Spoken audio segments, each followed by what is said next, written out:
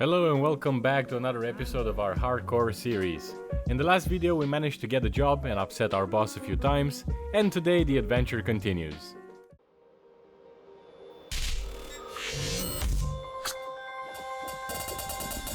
So I think our boss is gonna be a bit angry at ourselves because the only option that we have for today, and I'm fortunate I was right, it did screw up our entire schedule. Unfortunately, our only option for today is to quickly go here, grab something to eat, at least we're the first customer so don't have to wait in line, and then start our shift, which is gonna be a bit later. But it's something I have to live with, and it's something my boss has to live with. It is what it is. That doesn't mean we cannot start the shift. Oh, I cannot. What happened? This is your third warning. I've had enough of you. You're fired. Don't come back. Well, joke's on you because I'm gonna take a job again. We're back to square one, in a way.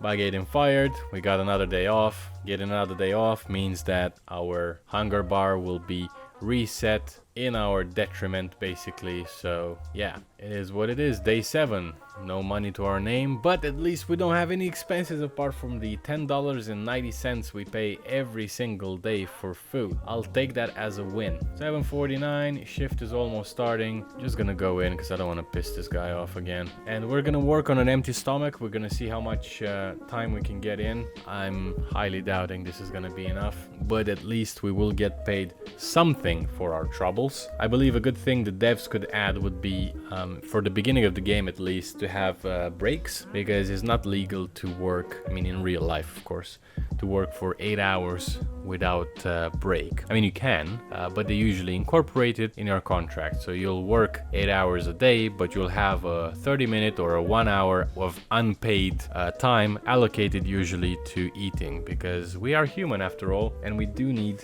some food in our bellies to perform. Not in this game, of course. I'm just gonna go until my energy completely depletes, so we're at least as close as possible to completing the day. So yeah, 1 hour and 12 minutes, that's what we had remaining from our shift. And our boss is gonna have to live with that. We're gonna sleep for 4 hours, which is fine. What does he say? And we're fired again. Well, that's a bit unfortunate. It's a rough start, I'm gonna tell you that. Today is a day off, that's perfect. And tomorrow we start working again. So I guess this is a learning curve for me as well, because I haven't done this start for a while now. But that's good. It's good that we got fired today and that we also were able to apply for the job again, because today it counts as a day off. So tomorrow we start working again and we're gonna have a full stomach, which means we're gonna be able to complete our shift. So yeah, time management and decision makings are definitely very important, especially in the beginning of the game, where every single action that you're taking is thoroughly penalized if done wrongly. So I'm just gonna start working a bit earlier, ahead of time, just as a way to tell my boss, hey, Jose, please, for the love of God, I'm basically homeless and I'm still working. Please don't fire me. Allow me the luxury of at least owning a trash car so that I can sleep somewhere that is not out in the open. Allow me that luxury, Jose. Be a nice man. Yeah, this is going well. We're almost done with our shift. Shift has been completed. We're just gonna quickly go and grab something, the cheapest item. I think that's the best idea here. So the hot dog is the cheapest item, and I think is a bit more nourishing than a soda. So with a hot dog, it should be enough for us to go. Yeah, there we go. Almost a full hunger bar. So I think that's the way to go forward. We eat a hot dog after the shift has been completed. Go to sleep just until 10:30, because at 11 p.m. Joe's Burgers is closing. So by waking at around 10:30 should give us enough time. Actually, let's take into account if there's any queues. So let's go 10:15. We're gonna start here, and yeah, we're just gonna give us enough time. It's already 10:30 by the time we get there, to get inside, order the food, hoping, fingers crossed, that we can get there in time. Yeah, we can. It's fine. And I ordered too much food because our hunger bar is gonna be filled up pretty fast. But that's okay, I'd rather have a full belly than nothing. So yeah, lost my train of thought there. So what I was gonna say is that after each shift, we're gonna quickly get a burger in, sleep until 10:30, get the full course meal, go back to sleep. So next day we'll have a full belly and we'll be able to work for the entire shift without any issue. And look at that, we had 200 bucks. That's good profit. And let's just sleep for 1 more hour. Start working just slightly ahead of time. Just like yesterday, saying, Mr. Jose, please be kind to me. And because I'm done with this waiting time, I'm just gonna skip it till the end of the shift. And look at that, our first 1,000 bucks. Tomorrow is still a work day, which is great because that means we can do the same thing all over again. Just gonna go with a burger and then the bench it is. I'm gonna repeat this a couple of times and I'll see you in a short while.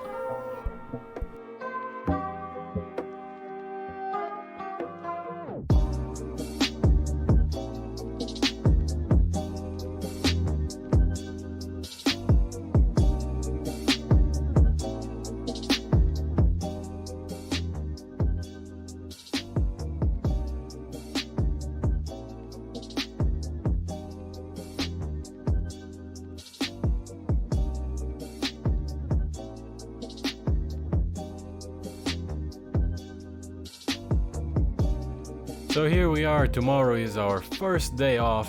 I mean, not our first, because we had the day off before, but our first day off from consecutive working without being fired or without receiving a warning from our boss, which is amazing news. And in our day off, we're not gonna waste it and we're definitely not going to go to sleep like we did before. I'm gonna have a burger and a soda can just to have the belly full. So what we're gonna do, we're gonna rent one of those scooters out and we're gonna go to the shops around the city so we can get the information of the managers. That way, we'll have everyone in our phone and we won't need to travel over there again. This is a great tip when considering the time constraints that we have, because we only have 365 days to reach those goals. So let's go on the map real quick. There's one here, there's one over here, which is right next door from us.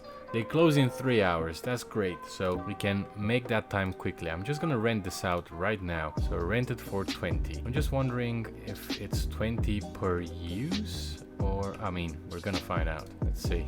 No, I think it's 20 for the entire day. That's great news. So let's quickly go to this guy here.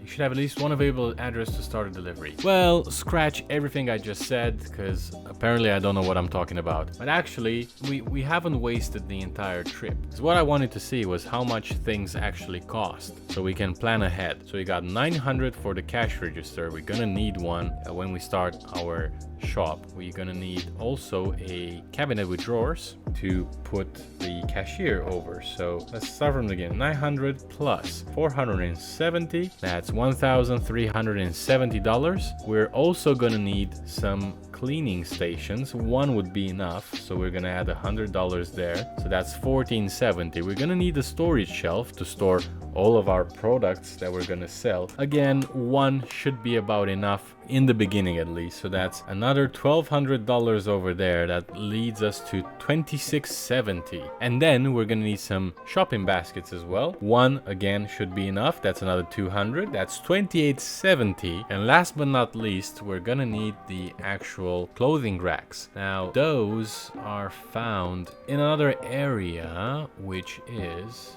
over here.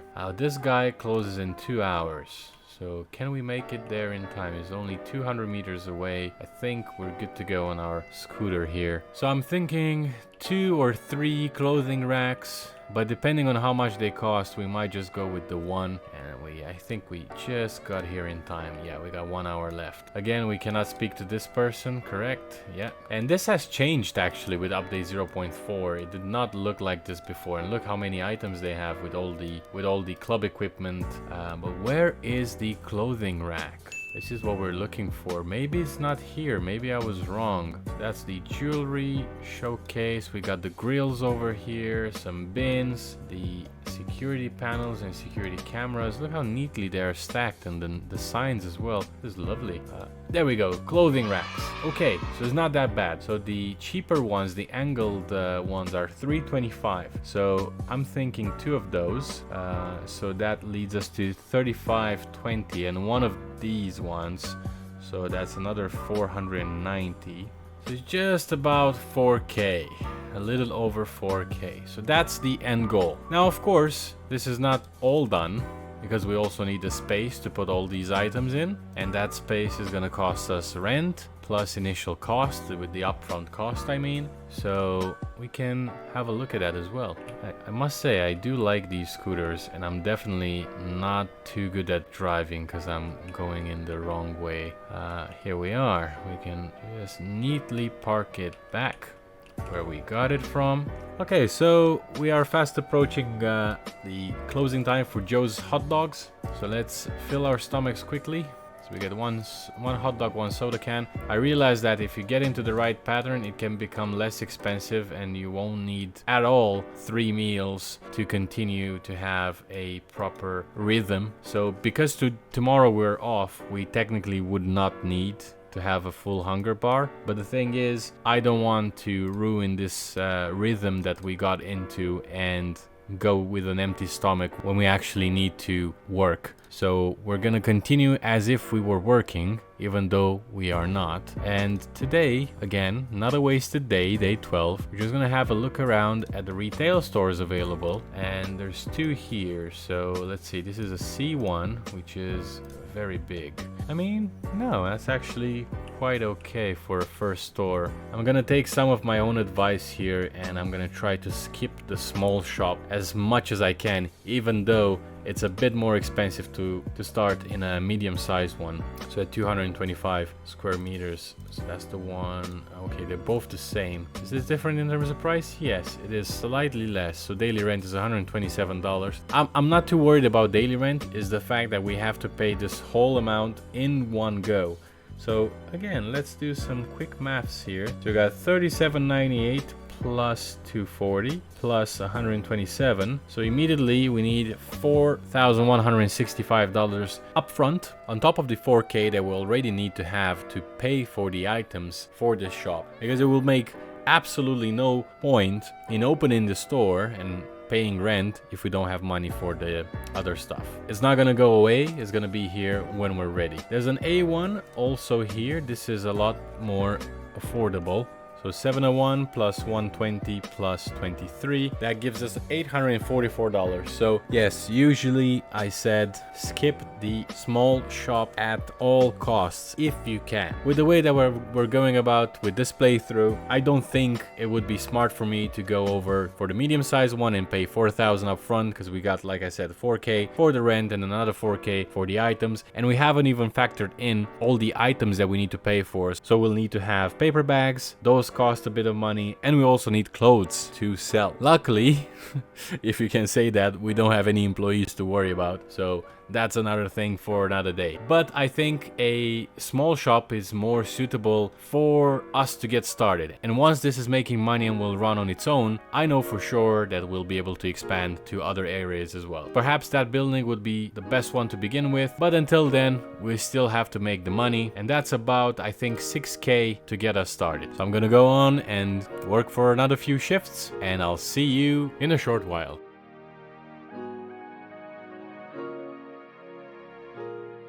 Unfortunately, it appears that all of this running around on the scooter and searching for stuff and looking at the map was not enough for our character over here. He got sad again, and because we're sad, we cannot go and get our food. And since we cannot go and get our food, we will have to start the next day working on an empty stomach. And you know how that will end. We're gonna work slightly less than what we're supposed to. But there's nothing that we could have done to prevent this. So we got fired again. How did that happen? Well, quite simple. We got sad after, well, not changing much of our environment and still sleeping on the bench. And because of it, it prevented us from going to eat. And without enough food in our bellies, we could not work. And I tried in the morning to find another place to go eat just before the shift started. But because this is our 3rd time getting employed by this guy, he decided he had enough of us. And immediately I got a 3rd warning. as you can see here, and we were fired on the spot at exactly 8 o'clock with no room to breathe. And I think that's pretty fair, considering that the shift starts at 8 o'clock. There is an expectation for you to be at 8 o'clock in there. And I got very scared for a second there because it's past closing time. Luckily we ordered and we still got our food. So yeah, that was a little bit of an adventure, but it's okay. We got the job back. Today we had the day off, and now we are back to work, back to making money, and hopefully, and we'll be a step closer to our goals. And I believe that's it for part 2 of this series. With the rules implemented, I definitely feel a bit more pressured, and it brings in a different view. To some extent, I think owning a car is a privilege, especially considering that you cannot place a bag onto the street or the floor. I didn't realize this until now, just because I always owned a car pretty much from the get-go, as the game defaults makes you start with enough money to get one. In any case, the most important thing is to have fun and enjoy the journey. As always, thank you for watching and for your support. See you in the next one.